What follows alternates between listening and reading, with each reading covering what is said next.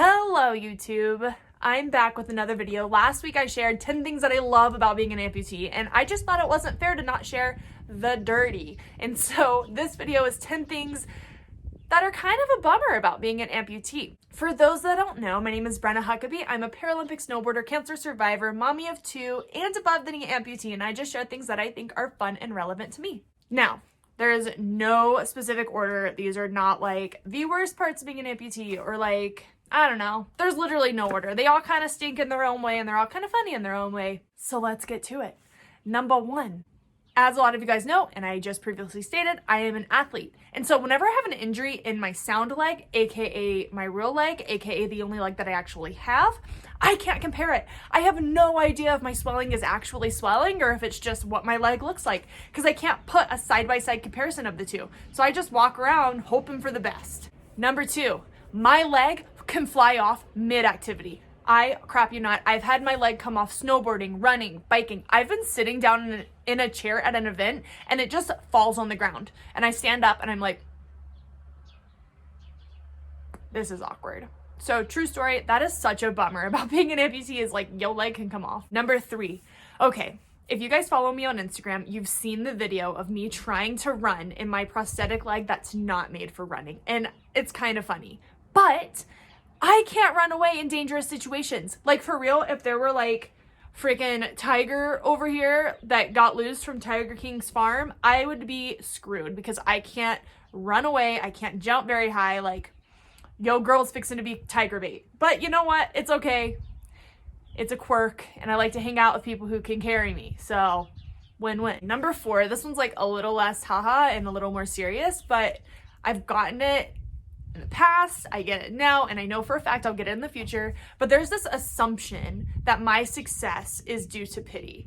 There's this assumption that the reason that I have maybe these gigs or like speaking engagements, it's all because of my prosthetic leg. It has nothing to do with anything else in my life, only my prosthetic leg. And that is one of the hardest things for me, because what people don't see behind the scenes is a lot of hard work, a lot of self-reflection, self-love, get up, you know? And a lot of people don't see that, and a lot of people don't understand that, and it's really hard to have to battle not only my own life, my own self-doubts, but I get to hear it from other people. And that is one of the hardest things for me about being a successful person with a disability, because there's a stigma attached to it that like I didn't really earn it, I'm just here because of my disability. And while obviously like I've grown a platform from having one leg and from overcoming adversity, I could easily just be on my couch still today. I could easily have given up my future for sport. I could easily given up my passion for helping people. I could have easily just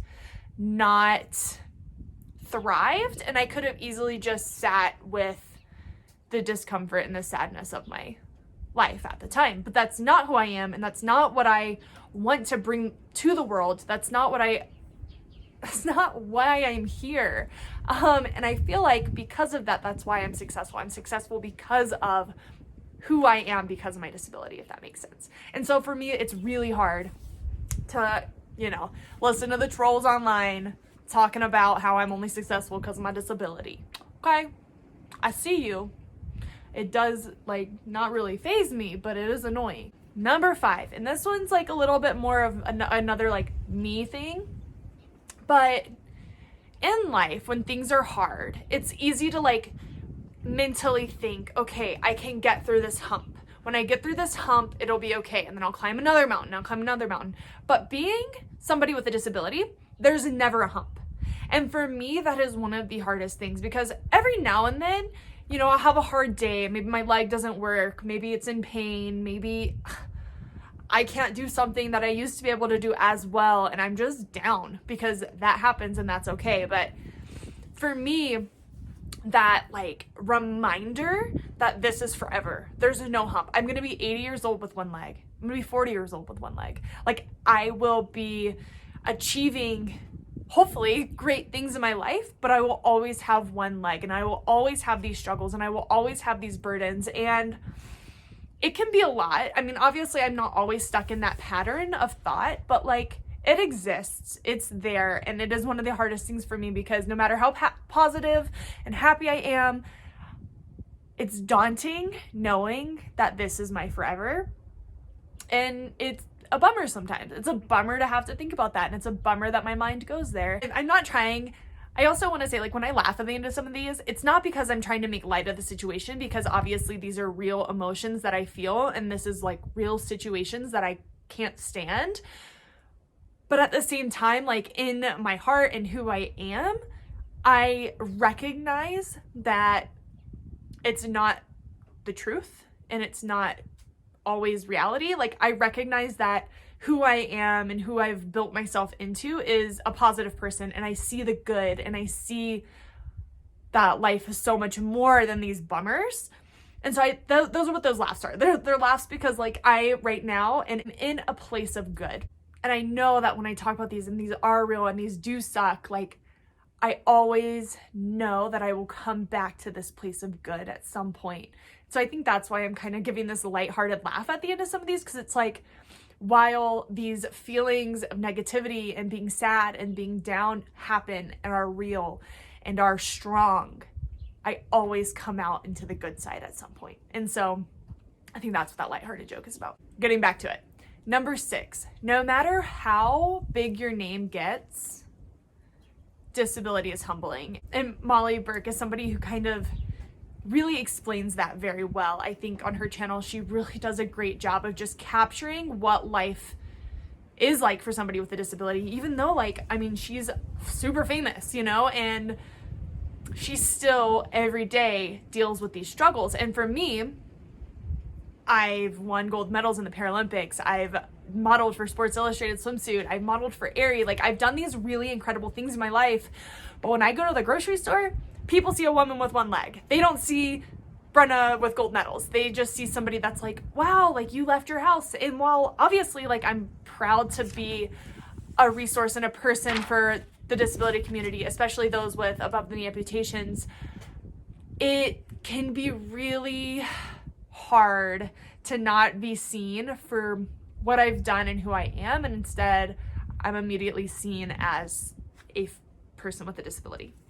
And that can be really hard. Another thing that's kind of ties into that, even my own communities haven't fully recognized and put us at a level playing field with others, if that makes sense. For instance, I won an award in 2018 and it was amazing. I went to the award show, and while I was there, all my family was at home watching, waiting for, you know, to see the athletes with disabilities, like, who won and the way that we were presented. And there were a couple other sports that were smaller that were the same, but I mean,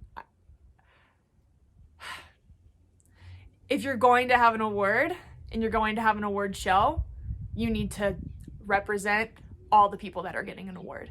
So during this award show, I obviously did not go up on stage to receive my award. I received my award backstage. They announced the winners of those awards at commercial break to the crowd. They said my name wrong.